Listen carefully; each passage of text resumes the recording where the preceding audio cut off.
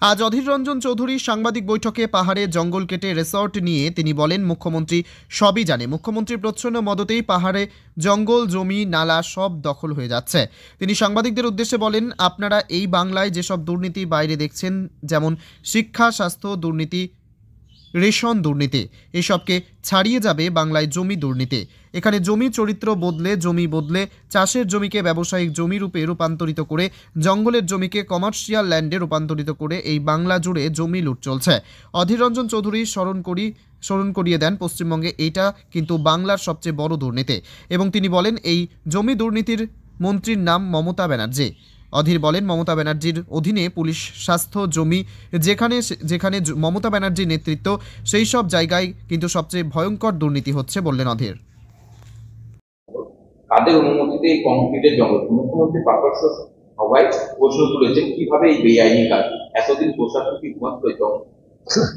মুখ্যমন্ত্রী সব জানে এবং মুখ্যমন্ত্রীর প্রচ্ছন্ন মদতেই পাহাড়, জঙ্গল, নদী, নালা, জমি সব দখল হয়ে যাচ্ছে। এই বাংলার আপনার যেসব দুর্নীতি বাইরে দেখছেন, শিক্ষা দুর্নীতি, স্বাস্থ্য দুর্নীতি, রেশন দুর্নীতি,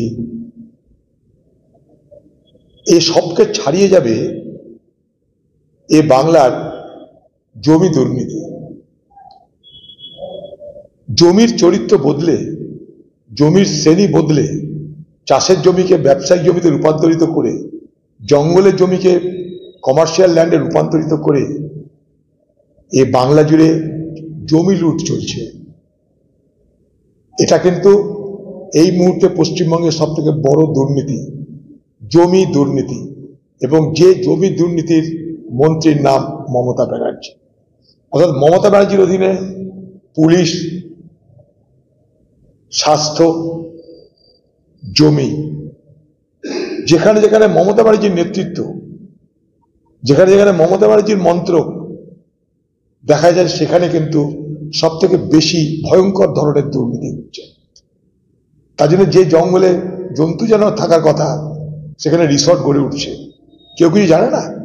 মুখ্যমন্ত্রী বলেন, সন্দেশখালীতে কিছু ঘটলে 1 সেকেন্ডের মধ্যে আমি জানতে পারি। তো উত্তরবঙ্গে তো আপনি আরেকটা রাইটাস করেছেন, উত্তরায়ণ না কি করেছেন, তো উত্তরবঙ্গের খবর কি আপনার কাছে আসে না? সেখানে কি আপনি জানতেন না? এখন নাটক করছেন। যখন দেখছেন বেশি সোর সারাবা হয়ে গেছে, বেশি হল্লা হয়ে গেছে, তখন আপনি সেটাকে ধামাচাপা দেওয়ার চেষ্টা করছেন। একটা রিসর্টকে ভেঙে দেওয়ার আদেশ দিয়েছেন? বলুন।